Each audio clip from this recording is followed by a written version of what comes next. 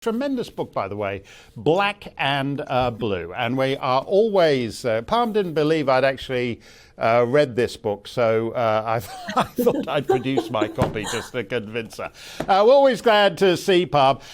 Can we just clarify, if you will, the status of the Prime Minister? He's been slapped with a fixed penalty notice. Is that actually the same as a criminal conviction? Because if it is, that would be rather serious, wouldn't it? First of all, thank you for inviting me on the show tonight. Although he's got a fine and it is for criminal behaviour, the Prime Minister doesn't have to disclose that when he's applying for new jobs, should he apply for new jobs. So it is slightly different. But had he contested it and said, I'm not going to pay it and it's, I want to go to court, then it would have been a different matter. Then he would have got a proper, full criminal conviction. So there is a slight difference. But in relation to the actual fine, where he's paid it, that should really now be the end of the matter, because it is now the same with Mr. Sunak and also Mrs. Johnson as well. So that should be the end of the matter. But what I would say is that the police would not have issued these fines unless the evidence was so strong that they knew they were going to win it at court. And that's the only reason why they would issue the fines, knowing that they could prove them. So that's a very interesting point, Parm, because you're saying on the one hand, the Met would not have issued these fines because this is 2 years ago. It's right at the beginning of this COVID regime. They wouldn't have issued the fines unless the evidence was overwhelming.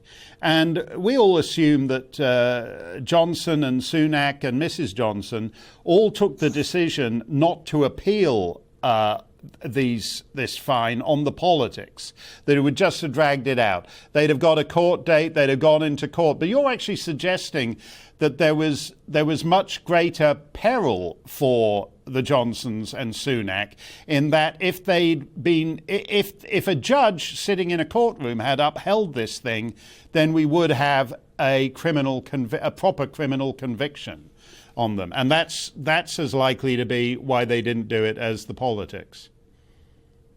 First of all, Mark, there's no right of appeal. So when you get a ticket for one of these COVID breaches, you can't appeal it. There's only two options. One is to pay it, and the second one is to go to court and say that you're not guilty. So there is no right of appeal. So had they gone to court, that would have meant that the other 30 people who were at that party or that gathering, whatever you want to call it, they potentially could have been called to say, well, what did you see? Did you see the cake? Was there Prosecco? Was there a suitcase full of booze? It would have opened up the whole fiasco all over again. And as you say, it is 2 years ago.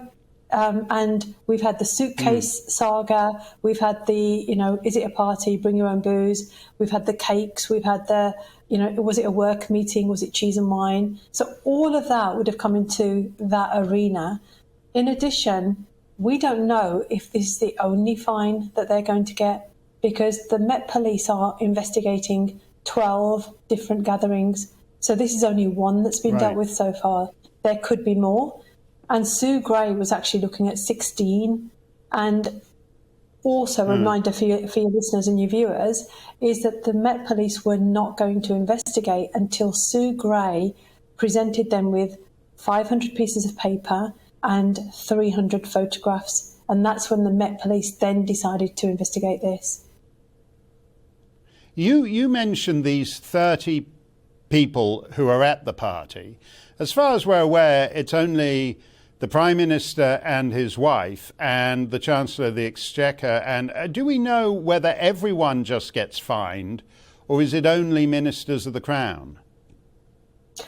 No, it should be the reaction and the treatment that people get should be the same, irrespective of who you are or what rank you hold or what position you hold in the country. So the other 30 people, if they were at that party, they would have been given fines unless they were sat at their desk observing what was going on around them, and have completely managed to backpedal out of it. I would have expected the whole group to have got some sort of a fine. But as you've said, there are other incidents. And my sense of this is that this thing isn't over, and that they will be perhaps imposing additional fines for additional events as the months go by? My understanding is that for your first offence, so what would have happened on this occasion, there would have been a £200 fine. And if you pay it within 14 days, you pay £100. But then if you get a second fine, it doubles to £400. So potentially this could go into many thousands of pounds, depending on how many different gatherings individuals were at. And if you're one of the organisers, it can be, thousands of pounds. I think it's £10,000 for organising it. So the amounts will get larger and larger. It just depends on how much proof there is that individuals were at more than one of these functions, because we've all read the reports that there were many functions. So it's just a question of working out who was at those and how many people are going to get multiple fines, and with that the increase in fines as well. Let me ask you this, with your police hat on. There's additional events and all the rest of it, and I understand, obviously, this is in a certain sense a political investigation. But if anybody else was accused of, say, holding 7 parties in the Shetland Islands or wherever, would they be fined party by party, or would the investigating officers look into the 7 different accusations and issue them one big fine when they were done? Each party or gathering has to be investigated separately because they're separate breaches. So it's like if you got parking tickets, you wouldn't lump in 7 different times that you were either speeding or did a U-turn or a right turn or something.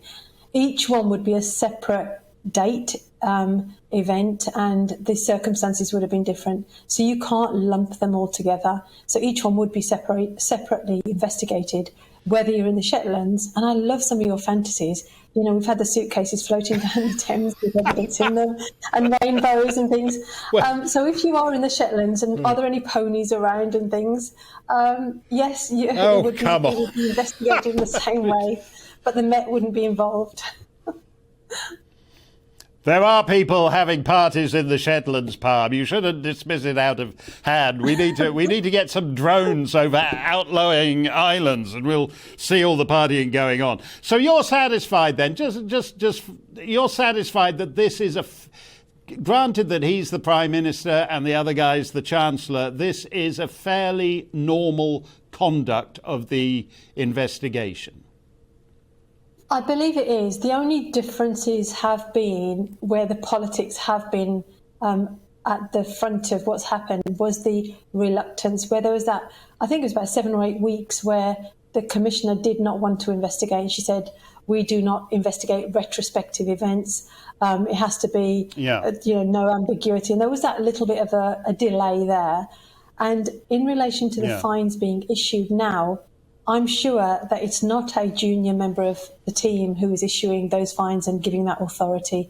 That would go right to the top to make sure that the case is done properly. So I can't see the temporary commissioner now not knowing about who's going to get these fines, because it is, you would not want to be that person knocking on the Prime Minister's door saying, here you go, here's your sheet of paper, can you pay this please? You wouldn't want to be that. And if that wasn't 100%, you absolutely would not want to be part of that organisation.